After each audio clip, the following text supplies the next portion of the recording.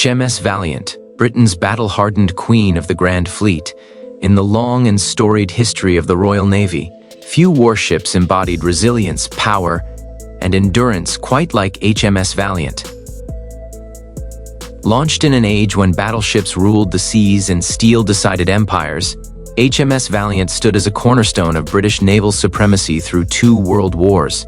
She was not merely a vessel of war. She was a floating fortress, a symbol of national determination, and a veteran of history's greatest naval conflicts. Commissioned in February 1916, HMS Valiant was a Queen Elizabeth-class battleship, a revolutionary design that reshaped capital ship warfare. These ships were the first fast battleships in the world, combining heavy armor and powerful guns with unprecedented speed. At a time when most battleships lumbered slowly across the seas, Valiant could move swiftly enough to dictate the terms of battle. Measuring 645 feet in length and displacing more than 32,000 tons, HMS Valiant was built for dominance.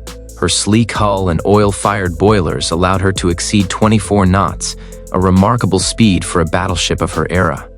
This mobility transformed naval strategy, enabling British fleets to maneuver aggressively rather than react defensively.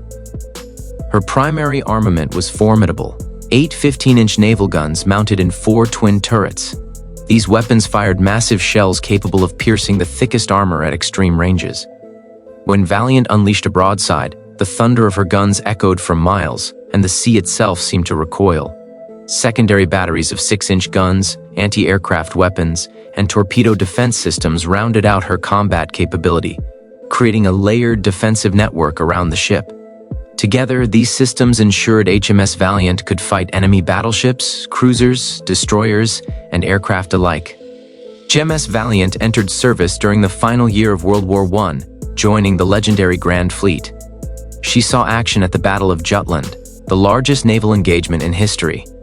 Though the battle ended inconclusively, it cemented Britain's control of the seas, and Valiant proved her worth amid chaos, smoke, and thunder. Between the wars, HMS Valiant underwent extensive modernization. Lessons learned from World War I reshaped her role. Her armor was reinforced, her engines upgraded, and her anti-aircraft armament significantly improved. As aircraft became more dangerous than battleships, Valiant evolved to meet the new threat. When World War II erupted in 1939, HMS Valiant was once again called to war, older than many ships around her, but no less deadly. Her most famous moment came in November 1940, during the daring attack on Taranto. Operating as part of the Mediterranean Fleet, British carrier aircraft crippled the Italian battleship force in port, rewriting the rules of naval warfare. HMS Valiant played a critical role in securing British dominance of the Mediterranean, demonstrating how battleships and carriers could operate together in modern war. Valiant's service continued relentlessly. She supported convoy operations, shore bombardments, and fleet engagements throughout the Mediterranean, constantly under threat from air attacks, submarines, and mines. In December 1941, HMS Valiant was severely damaged during a surprise attack by Italian combat divers at Alexandria Harbor. Explosive charges detonated beneath her hull, flooding compartments and leaving her settled on the harbor bottom. Many believed her career was over, but HMS Valiant refused to die.